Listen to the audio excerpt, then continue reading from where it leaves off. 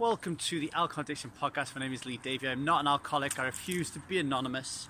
I am someone that doesn't drink alcohol, and I spend every waking moment of my day helping others do the same. Just walking home. Now, if you've been if you've been watching my podcasts over the last couple of weeks, you'll notice that I always record one in the dark when I'm walking home from work. So I'll forgive you for thinking that I'm skiving today. But I'm not skiving.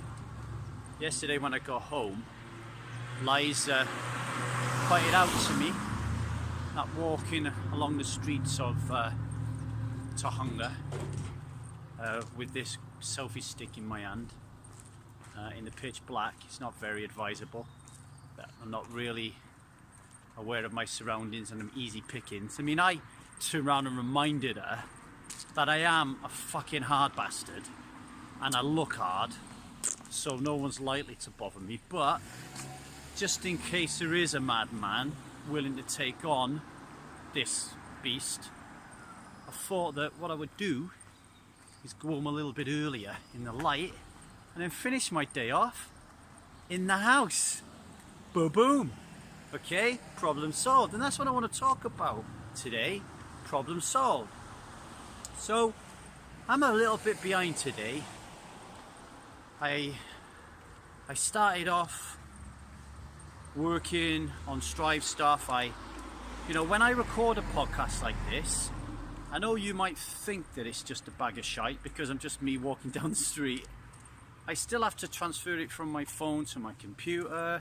I need to upload it to somewhere else. I need to write a script about it. I need to send it to Emma to play around with it. And so there's a lot of work that needs to be doing to them, especially if you're doing like one a day. So I was doing that. Then I plugged into Strive, checked at the homework assignments in the taster and the intensive, and did my bit as a mentor and as a leader there.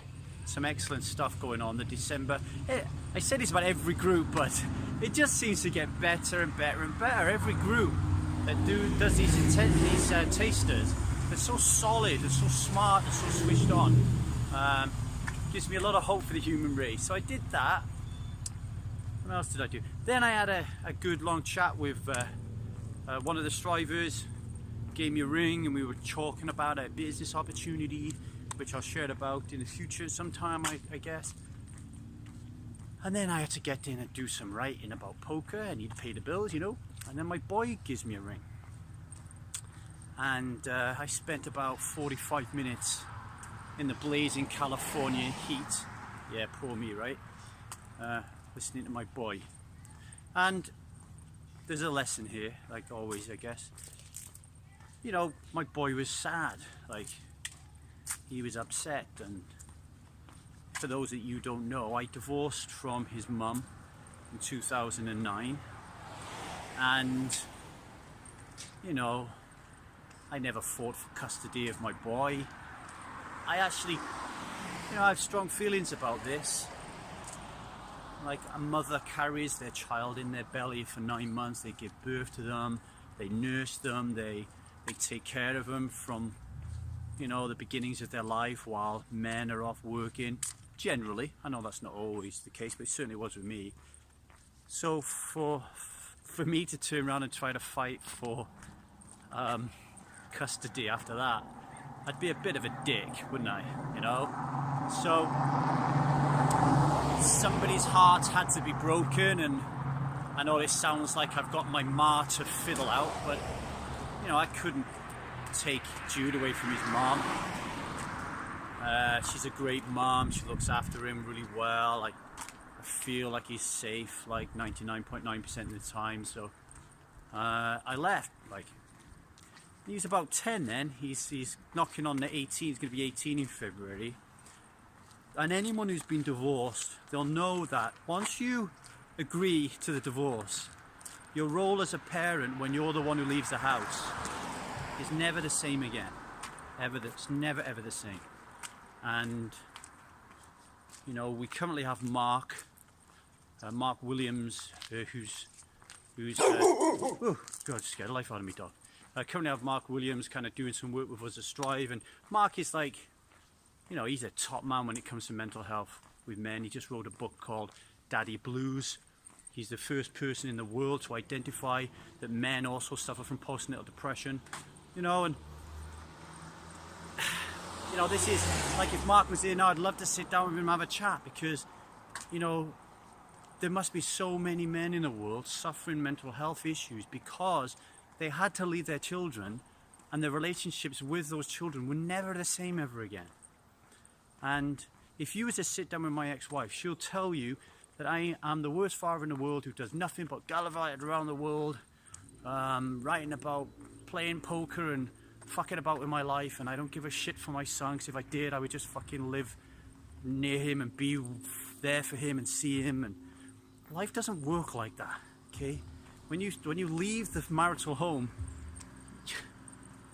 and you live in Ogmore Vale with 3,000 people, you're not going to fucking move into a £50,000 house down the road, cut off your life for the rest of your life, and just be there for any opportunity that your wife lets you see your kid. It doesn't work like that.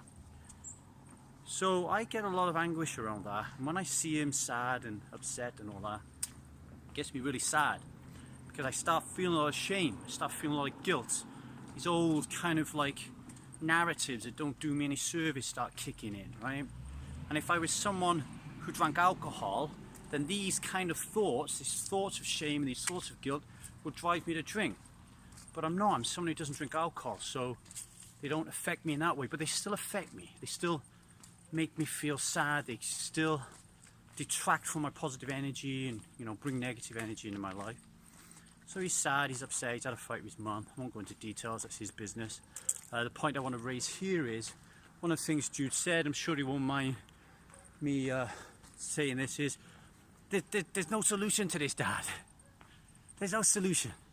It doesn't matter what I do, what I say, I'm going to be in the same situation that's making me sad and upset. There's nothing I can do about it. Okay, so in that moment, my role as a father is to listen to him, provide him with empathy and support, right? My role as a father is not to jump in there and give him lots of advice. So I did provide him with empathy, and I did provide him with support, and I did practice David Byrne's 5 Secrets of Effective Communication. David, you'd be very proud of me. So now I'm going to talk about the advice to you lot instead of him. Of course, what he's saying is incorrect, right?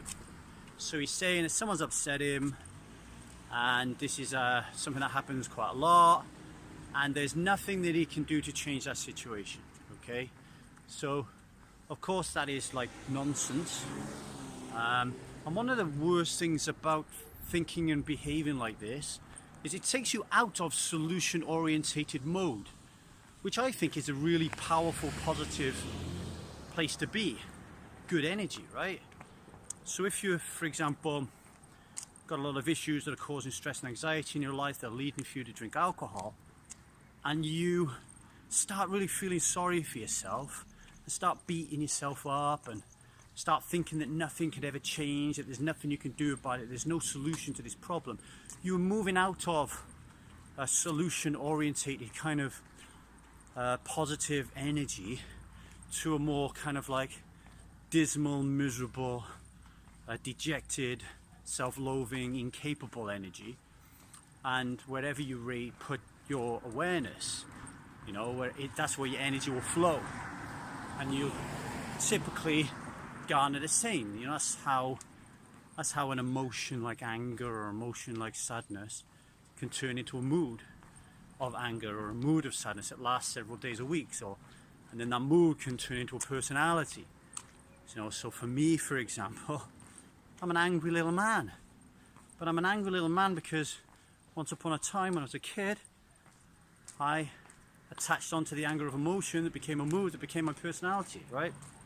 So these things are really super important, that we need to realize that we are more than capable of doing anything or solving any problem that comes our way. And I'm going to steal a phrase that I heard on Sam Harris's waking up app the other day. It wasn't one of his meditations, it was one of his lessons. And he turned around and said, I know people who today will spend their time figuring out how to get people on Mars to start a colony. Now obviously he's talking about Elon Musk there and SpaceX. But it's not just Elon Musk who's going to be putting people on Mars. It's going to be this whole tranche of people who work for him, to support him, right? Now they're just human beings. Yeah, they might be more intelligent than us, etc., etc. But they're just human beings. Intelligence alone doesn't make an Elon Musk, does it? It's drive, it's grit, it's determination, it's willingness to experience pain and suffering, it's networking, it's knowing the right people, hanging around with the right people, dumping the wrong people, making some really tough choices in the world, all that kind of stuff. All very similar to alcohol. What we've got to do, you know, for a lot of us, getting onto Mars and terraforming it and colonizing it seems as complicated as giving up drinking, but the way we do it is kind of the same, right? It's kind of the same. Elon Musk started this journey by reading rocket books and learning how to build a rocket himself by reading a book. I learned to stop drinking alcohol by reading Alan Carr's book, right? So kind of went on a little kind of tangent there, but what I was saying, what Sam Harris is saying is there are people of flesh and blood doing the most remarkable things today. Why can't that be us? Of course it can be us, but the reason it's not us is because we fall into the mistake that Jude did today, okay, of thinking that there is no solution, that we are stuck, which similarly I did last night when Liza told me yesterday, stop walking in the dark. You know, I was like, well, no, there's no other way around it. I've got to walk in the dark. No, I don't. I can walk in the light like I am right now. Solution orientated. So the way to be solution orientated is to go all the way back to the first self-help book that I ever read after Alan Carr's Easy Way to Stop Smoking and Control Alcohol, and that is Jack Canfield's tome, The Success Principles, which I said on a previous podcast the other day, feels now like a top-of-the-range diesel car when there's a lot of Teslas around. I'm sorry, Jack, if you listen to this, but that's how it feels, and it's because the book's been out for so long. But that's the wrong way of looking at it, because a lot of the material that we hear people talk about today, like modern self-help writers, modern philosophers, that kind of stuff, it's all the same stuff that Jack used to bang on about and has been banging on about for many decades. And one of the key success principles, I think it's actually number one, I might be wrong here, but if it's not, it's definitely around the first one, and it was a definite life changer for me, was take 100% responsibility for your actions. Not every now and then or when I feel like it, but as your permanent state of being. Like, so you are somebody who takes 100% responsibility for your life. That's who you are, okay? That's what I'm talking about. Now, if you are that person and you do embody that behavior and make it one of your core values, then when you fall out with someone and you feel that that person's not listening to you, rather than start to fall into this shit sandwich of a malaise, you can actually say to yourself, okay, I have to take 100% responsibility for this situation. Now what can I do? And almost straight away, the first thing you're going to realize is you can only control what you can control. You can't control what other people can control, which will shift your emphasis onto yourself and away from trying to fix everybody else's problems. So if you're drinking alcohol because your husband gets on your tits, if you're drinking alcohol because your wife isn't giving you any, if you're drinking alcohol because you've got no friends, if you're drinking alcohol because you want to be part of a gang and you want these people to like you, you cannot control those circumstances. The only thing that you can control is your own behavior and your own actions. And then it's a little bit like cross your fingers and hope that the people that you're interacting with are going to react to your changes. And of course it will happen. Like I said on on a podcast the other day. I'm making so many of them I lose track, but I had a fight with Liza the other day. Got really angry with her. I wanted to be angry at her. And she turned around and she just looked at me and she said, wow, I imagine you feel really, really bad right now. And in that moment, there was no way that I could fight with her. What am I going to say? Yeah, fucking do, blah, blah, blah, blah, blah. She melted my heart in that one sentence because she had kind of taken ownership in a way. You know, she hadn't defended herself or anything. She'd taken ownership, and all of a sudden it made me feel like she was listening to me. So I then reacted in kind, and it softened me. She didn't have to change me. She changed her behavior, and that changed me, right? So if we're in a spot where, you know, we're fighting with someone all the time and they're not listening to us, rather than fight with them or say inflammatory comments or, you know, react to them in X, Y, or Z way, say to yourself, how can I take control of this? What can I do to change this? How can I take responsibility for the situation? And this is where David Byrne's amazing advice comes in and gels really nicely with Jack Canfield's 100% responsibility. And that's where David says, always find a grain of truth in what the other person is saying. So the 5 secrets of effective communication, which David talks about in his book, Feeling Good Together. Number 1 is find a grain of truth in what the other person is saying. Okay? So if someone turns around and says to you, you're an absolute dick, you never clean up after yourself, okay, then you don't have to lie, but you could turn around and say, you know what, you're right, there are times that I don't clean up after myself. That in itself is a reaction that is going to it's going to dampen the fuse leading to a powder keg, believe you me, right? So as I get into the home stretch, my house here into hunger, through the bright lights, looking at the beautiful blue sky and the moon and the mountains behind me, in front of me.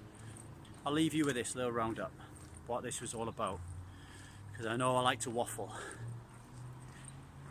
I was told by my wife last night that it wasn't sensible for me to walk home in the dark holding this thing in my hand doing a podcast. I reacted to that by saying, no, I need to, because I need the time, and it's time, I need to make the most of my time because I'm so busy. I wasn't solution orientated, okay? Today I found the solution by leaving earlier and walking home in the light to finish off my work when I get home. Spoke to my boy earlier on. He told me he had a fight with his mum, he was a bit low, and that he didn't see how anything would ever change because he tried everything and nothing worked. Not solution orientated. That got me thinking that very often when people are trying to become people that don't drink alcohol, they find it really difficult because they cannot see a solution. They're not operating in a solution orientated mindset because there's 2 things they're not doing. 1, they are not taking 100% responsibility for their actions. And number 2, they're not finding a grain of truth. Not necessarily just in what the other person is saying, but they're not finding a grain of truth in what is really happening, what is in reality here, right? You know? So, if you want to become someone that doesn't drink alcohol, then you need to start getting into this solution-orientated mind frame, okay? And there's no better way of doing that by hanging around people who operate in a solution-orientated mindset. So if you are one of the thousands of people who listen to this podcast who never ever come to strive, here's my house, if you never ever come to strive and you've never tried the taste and you've never tried the intensive, you do not know what you're missing. Solution-orientated 101, get to strive. Get on the taster, get on the intensive, okay? Don't let anything stop you. Super important if you want to be someone who doesn't drink alcohol. My name is Lee Davey. I am not an alcoholic. I refuse to be anonymous. I do not drink alcohol, and I operate in the solution-oriented mindset. And I help people like you do the same every moment of the day. I thank you. Goodbye.